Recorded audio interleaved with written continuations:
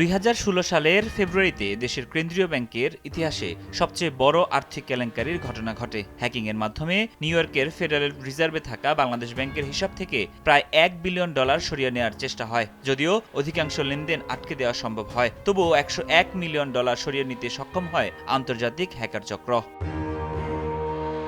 চুরি যাওয়া $81 মিলিয়ন স্থানান্তর করা হয় ফিলিপিন্সের আরসিবিসি ব্যাংকে থাকা 4টি অ্যাকাউন্টে। এছাড়া বাকি $20 মিলিয়ন পাঠানো হয় শ্রীলঙ্কার একটি ব্যাংকে। তবে হ্যাকারদের বানান ভুলের কারণে শ্রীলঙ্কায় $20 মিলিয়ন স্থানান্তরের প্রচেষ্টা ব্যর্থ হয়। পরে বাংলাদেশ ব্যাংক ফিলিপিন্স থেকে প্রায় $15 মিলিয়ন পুনরুদ্ধার করতে সক্ষম হয়।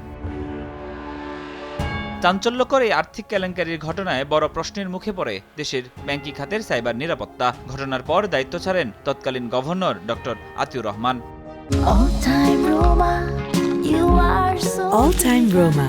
Taste it, love it.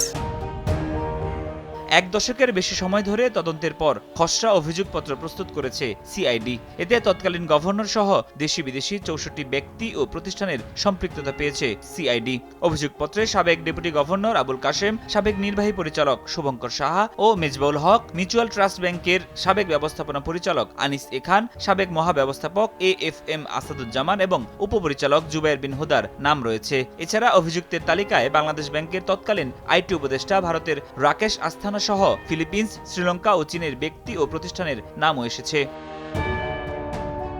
অভিযোগপত্রটি যাচাই বাছাই করছে অ্যাটর্নি জেনারেলের কার্যালয়। তদন্ত কর্মকর্তারা জানাচ্ছেন, আইনি পরামর্শ পেলে নেওয়া হবে পরবর্তী পদক্ষেপ।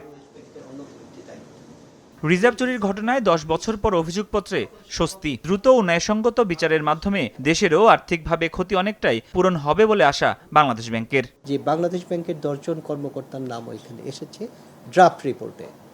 এখন চূড়ান্ত রিপোর্টে কি আসে দেখা যাক, এবং তারপর যখন বিচার কার্য চলার পর চূড়ান্ত যে রায় আসবে তার মাধ্যমে বাংলাদেশ ব্যাংক অবশ্যই একটা স্বস্তির জায়গায় আসবে। বাংলাদেশ ব্যাংক আশা করে দ্রুত সঠিক ন্যায়সঙ্গত বিচার কার্য সম্পন্ন হবে এবং এর মাধ্যমে রাষ্ট্রের ক্ষতি এবং প্রাতিষ্ঠানিক যে ক্ষতি হয়েছে তা অনেকটাই পুষিয়ে আনা সম্ভব হবে।